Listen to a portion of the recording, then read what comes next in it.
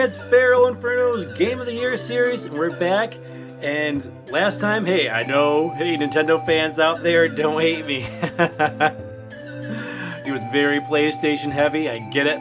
But we're back with some Nintendo games in this episode, and they are some big ones, right? So there's some big ones. We are looking at the years from 1996 to 1998. Some very big games were released during these years, especially for Nintendo consoles. So let's get right into 1998. 1998. You already know what this game is, right? You know what this game is.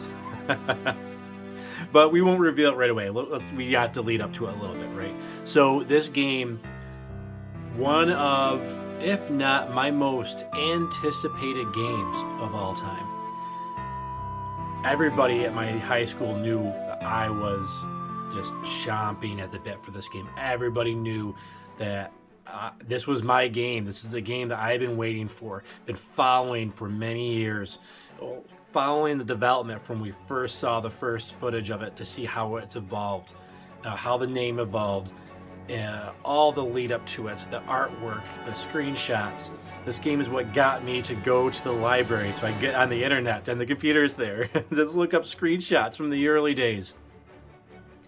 This game is considered by many to be one of the best games of all time, if not the best game of all time.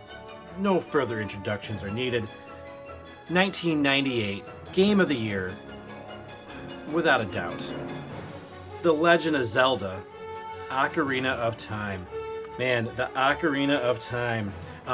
You see, we still do have our special gold collector's edition Ocarina of Time box. It's not in the greatest of shapes, but I am very happy to have it. I thought this was lost to time. No pun intended. But, man, I went, when I was going to college, I was going to Pittsburgh, and, some of the things, my dad be like, it's time to grow up, stop playing these games, kind of got to me a little bit, and I sold off and gave away a lot of my games. Gave most of them away. Gave some to a friend in high school, more of an acquaintance really. We weren't really friends, but I know he didn't have a lot of money and he wanted a lot of these games, so I gave him a bunch of my games. My brother, of course, he didn't have any money, he was a kid, so I gave him a bunch of my games. And I didn't realize I gave my brother as much as I thought he did. I thought I gave this to that guy in high school who needed some Zelda games and stuff like that. My brother had this, and I just got this back, maybe a year ago, and when he told me he had it, I was like, no way. I thought I gave this away. So happy to have this box back in the collection. I remember, surprisingly, there was no battle on this. My mom and dad, they just knew.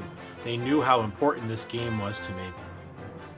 Said, I'm not going to school that day. I'm not going. I'm taking the day off. I need to go and make sure I secure my gold cartridge, special edition cartridge. It's a very limited edition.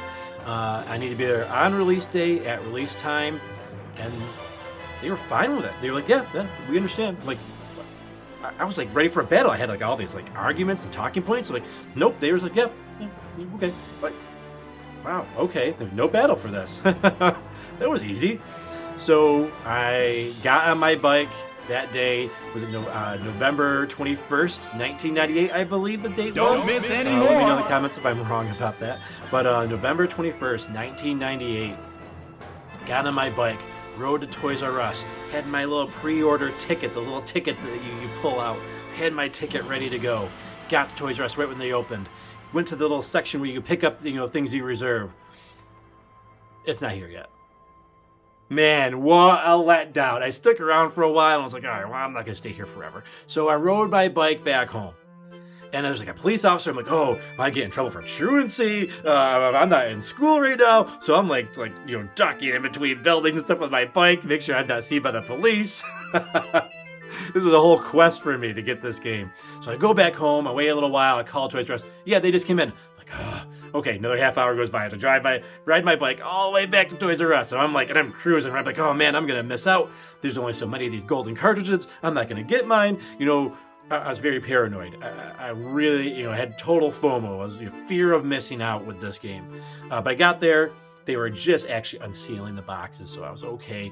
They were unsealing the cardboard boxes. They were in which I've never even seen before. I'm like, it was kind of unceremoniously done. It was this regular old cardboard box. I imagine this came in like a giant like Zelda box, you know that all the cartridges were in. I was like, no, it was just a standard cardboard box. Pulled it out and I was like, man, it's mine. It's finally mine. Da da da da. Man, came home, played it all day long, and I kept playing until, you know, we get the Master Sword and Adult Link. You know, it's so great that, you know, the game spanned generations. And, you know, you start out as young Link, you know, as a kid, and you grow up to be the adult Link, and you get to go back and forth between time. Such a terrific game. It does. Now, is this a perfect game like a lot of people might say it is? It is absolutely not a perfect game. So we got to get that out of the way. As much as I love the game, it has its faults. And one of the biggest things for me was the overworld. Nice overworld, don't get me wrong, but it was kind of boring. There weren't many enemies around. When you're a kid, you get these little like dry bones looking zombie, you know, things coming out of the ground, and they were boring enemies. Okay. And then when you become adult Link, I'm like, okay, yeah, you're gonna be adult Link. Things are getting crazy with Hyrule and Ganon's taking over. Oh, you're gonna have Moblins and Octoroks. Nope. We had like this giant, like the Peahats. You know, one of those was a giant one of those, and they were kind of annoying to fight. There weren't really any enemies to fight in the overworld, so the overworld was kind of boring. It was cool when you got the horse, you got Epona, and you could kind of go around Hyrule. But yeah, that was always the part of the game that always bugged me, was Hyrule Field. Hyrule Field was a little bit of a boring place to be. You know, and I as an adult, as I got older, I kind of understood, like, hey, this game was massive. This game was, like, how did they even fit this on a cartridge, you know? This was supposed to be a 64 disc drive game. There was an attachment that was going to be coming out for the N64 that went underneath, and it was a disc drive like the Famicom disc system. And it was going to be able to, you know, allow you to have larger games. You know, one of the games, this was the highlighted game for it, and the other one was Earthbound 64, which was lost to time because of the 64DD's failure in Japan. It never came out here. But yeah, Ocarina of Time, one of the greatest games of all time for sure. It holds a very special place in my heart, not only in the Zelda series, but just of all the games, because of the memories. Not just of just playing it, but the memories of leading up to it, and the memories of getting it that day. That will stick with me for the rest of my life, and a really special game. 1997. So 1997 is a different year for us. I couldn't decide between these two games which one was my game of the year. So we have a tie. We have our first tie for game of the year. And I'm okay with it, and I'll explain why there's a difference between them and why they're both technically the game of the year. We're going to start with the game of the year that I played the most that year, and would be, if we had to choose, probably the game of that year, but not the game that lasted throughout time for me, and probably for a lot of people as well. When this game was released in 1997, man, I played this game so much, trying to get all the high scores and everything, and that was Star Fox 64, that came with the Rumble Pack, that actually let players feel the game. This is the Rumble Pack. The big reason why Star Fox 64 is the coolest cinematic gaming experience there is. It's designed with a force feedback device that lets players feel the game. This was a game that introduced the Rumble.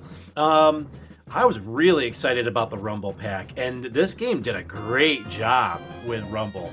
Probably one of the best games I ever played with Rumble. I'm actually, for people that know me well, I don't like Rumble. I turn Rumble off on almost all my games. If you see me in the live streams sometimes that I do, I'll go in the settings and turn off the Rumble if I have to. It's annoying, it's noisy, and it takes away from the game in a lot of games. It's like, okay, like you hear from your controller, I'm like, get out of here, man. I'm playing Final Fantasy and I'm hearing or Zelda or whatever. No, come on, get out of here. I don't need to hear that stuff. But for Star Fox 64, it made sense. You're in, the R-wing. You're into the spaceship, so it's rumbling and you're hearing the vibration. It made sense. So for this type of game, I do like Rumble for like Star Fox because it just made sense. It doesn't make sense for me for a lot of other games. Let me know in the comments how you feel about Rumble. But Rumble was the Rumble Pack was great for this game. But that was about it for me. I didn't really use it too much outside of Star Fox 64. And to this very day. The Star Fox 64, man, it had a huge rivalry going. And that's what really probably kept this game going for me as well, was one of my buddies in high school, my worst friend, in fact. We were competing with this game so much. That's right, my worst friend, by the way. Not best friends, we were worst friends. we competed a lot with games, and Star Fox 64 was no exception. So we were going for the high scores, and I remember, for whatever reason, he came over and we were playing on his cartridge at my house. I think he's kind of cocky, and I was kind of cocky about who was gonna have the highest scores. And at the time, he had the highest score, and it was on his cartridge. I said, I'm gonna play your cartridge and beat your score. He's like, no, you're not. It's like, let's do it. So we get it, and we're going through. I remember I'm on Macbeth. And I'm like just racking up the points on Macbeth because there's like this part with the train and you're in the Landmaster tank and you shoot all these enemies and I'm just like on fire. I'm on point. Then we get to area 6 right after that, and that's where you get I think that was a stage where you can get the highest score out of any of the planets and the sectors that you go to. And man, I was on point. I was killing it, and I was on track to beat his score by a lot. It was gonna be the highest score I ever got in Star Fox 64, even on my cartridge. And then his mom shows up early to come pick him up, and I'll never forget this. He's like, hey, look, my mom's here. He literally yanks, doesn't even turn off the N64, risking his cartridge. He yanks it out of the N64. Gotta go, bye. He bolts out the door. He gets out of Dodge. Oh man, worst friend indeed.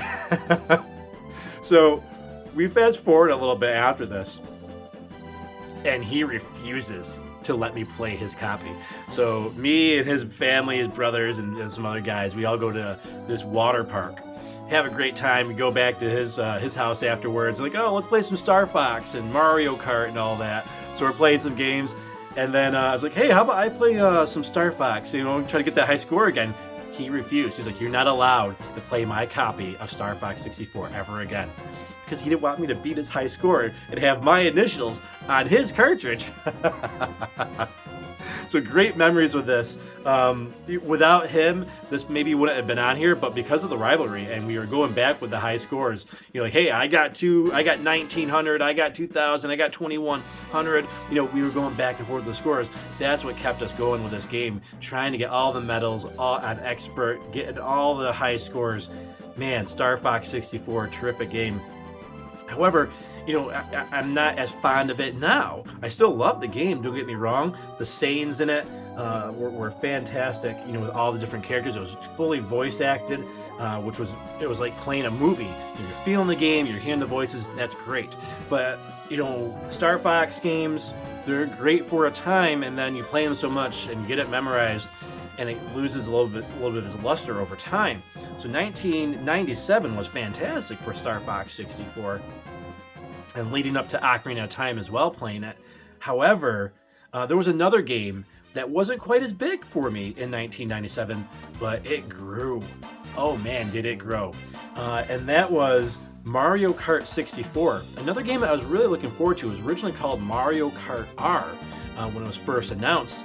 And then I remember playing it at a kiosk before it came out at Toys R Us. And I played it at a kiosk. And I think I was going to buy this game. I had enough money for it. And then instead, I think I bought maybe a Game Boy Color or something. Mario Kart 64 started off not really liking it. I didn't really like the one player all that much. Then I got into the multiplayer. And that same friend and a bunch of other friends as well, we all started having Mario Kart 64 tournaments on the weekends. And that was fantastic. And over the summers following 1997 as well, this game really was probably my most played game on the Nintendo 64 out of all the games. Was Mario Kart 64, just because of the multiplayer. Even going into college, I remember I gave away a lot of my stuff. But I brought my N64 with me, and I think this was like the only game I brought with me. I think it was just Mario Kart 64 because I wanted to play with more people in college. People weren't as big with Mario Kart in college for whatever reason, but so that was a little bit of a downer. Wasn't able to experience it in college. But I had other things going on as well. But Mario Kart 64, this one has stood the test of time for 1997. And both of these games had a lot of appeal. So it's why I'm happy, I'm fine doing a tie for Game of the Year for 1997. Now, we're not going to get used to doing ties or anything like that, so don't get me wrong, we're not going to do stuff like that. And we're going to make up for it in a way coming up very soon in the Game of the Year series. You'll see what I mean by that when we get to it. But yeah, Mario Kart 64, fantastic multiplayer in this. This would still probably be my favorite Mario Kart game for multiplayer if it weren't for one awful thing with this game. And that's in the versus mode. There's like these, for whatever reason, I think it was only on 3 and 4 player. I don't think it was on 2 player, but definitely 3 and 4 player. They would put little tiny bombs on the tracks, these little little tiny bombs that you could run into, and they were really, you already got your screen in quadrants, so your screen's a lot smaller. We didn't have giant screens like this back in the day. They were more like that CRT TV we have in the background there, but it was awful because you couldn't really see them coming, so that really took away from the multiplayer aspect of this. But love doing the Mario Kart Championships. We've got the trophy over there in the background from the worst friend that we mentioned earlier. He got that for me as a gift. And then one thing I did keep from Mario Kart 64, and I did this for my N64 games. For whatever reason, N64 games, they didn't have any end labels on them, so you couldn't really put them on your shelves, and they weren't protected very well either. There was no sleeves like the NES and the SNES had. So I took all of our Disney movies cases, and I made my own cases. I don't have them all anymore. I had them for a lot of games for N64, but I made my own cases, and this was the one for Mario Kart 64. I'm not sure how well that's going to come up on screen or not, but yeah, this was my Mario Kart 64 one. Really was really proud of the spine here. Thought that was great. I got all the characters on there. I remember having to I was using a glue stick. Had to kind of re-glue them to make sure they were perfectly even on there. So very OCD about that. But yeah, great experience with Mario Kart 64 and Star Fox 64 are games of the year for 1997. 1996. This is another special game of the year, and the system was important as well. This going back a few years, going back about 3-4 years, when the N64 was announced. It was called, I think Project Reality was the first name, and then it was Nintendo Ultra 64. So like Zelda 64, Zelda Ocarina of Time, I followed this development very closely. And I knew I needed a game plan to get this. I was, this was before anything was really seen. I had Nintendo Power, and there was an article about it, about Silicon Graphics and this Project Reality, how they were gonna have 3D polygons, how amazing it was gonna be. And nobody really knew about it. It was just this article in Nintendo Power that people probably really skipped over. But I remember I was in my 6th grade science class, and I was like, I need to save money for this. I need to get this somehow. So I started up a plan, and I had just gotten my Super Nintendo recently as well. But I was like, I need to plan for the future, because getting my Super Nintendo was an ordeal too. So I started saving not only my allowance, and I didn't save all of it. I just still bought things like X-Men cards and X-Men comics and the Marvel cards and other games for Super Nintendo. But I needed money, and I was too young to work yet, to get a job. So what am I gonna do? And then my parents aren't gonna buy it for me. I already knew that. Like, my parents said, hey, we bought you the Nintendo Entertainment System, the NES action set, and that's it. You got a game. If you want anything else, you need to find a way to get it yourself, which I'm grateful for. But so for the N64, I needed to take a different route, and I didn't want to sell my Super Nintendo and all the games. So what was I going to do? So I started saving my lunch money and saved my allowance, and I just didn't have lunch a lot of days at school. Which was okay, because I was going into middle school. I was getting a little overweight, so that helped me lose a little bit of weight. So that was how I was able to save up for my N64. I did a few other things, like there's garage sales and things like that. But that's that was a journey, saving a lot of money for the N64. So I saved the money for the N64. I actually didn't have enough money. I didn't calculate for the tax or something. I don't remember, but I didn't have enough money for Mario 64. So I had enough money for the N64, and it was fine. I was short. I was short some money, and went there, and my parents were like, "Oh, you're not going to get a game for it?" And I was like, "I only have enough money for the system. That's all I have enough for, the system, and that's it. Don't have enough for any more accessories. I don't have the money for it." So they fronted me the money from my allowance for this game, and I'm sad to say I don't have it any longer, because I did give away a lot of my games, like we talked about before. But I do have it on the Switch, and it's on the Super Mario 3D All-Stars, of course, Mario 64. So we still have it represented. I was looking to get a cartridge of it, but I just haven't been able to get a nice looking cartridge of Mario 64 at a decent price. So I'm still on the hunt for a Super Mario 64 cartridge that looks nice, right? Because I want to make sure it's on display. But we've got it represented in the game room. We've got it not only on a cartridge on Nintendo Switch. We've also got our poster in the back there, right? We got the giant Mario 64 poster with Wing Cap Mario on there. And let's be real, that's better artwork than that was on the cartridge anyways. So I'm happy to have it represented that way. But Mario 64, wow, this game, I still remember when I first played it, following Mario 64 very closely as well, as that was developing, and just amazed following it, seeing like, wow, this is the next evolution of gaming. It was a big leap from Nintendo to Super Nintendo, Sega Genesis era, just like it was a big jump going from Atari to Nintendo. But you could see, like, hey, these were like step progressions, right? Like, hey, it's getting better, better, and better. And then from Super Nintendo to N64 was just going going leap years beyond leap years.